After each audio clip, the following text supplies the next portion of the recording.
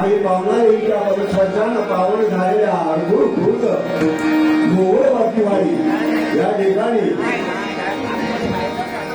या चाकरमानी मंडळींच्या आग्रहामुळे आम्ही हे दिंडी भजन करत आहोत. सगळ्यांनी गोड मानून या. धन्यवाद.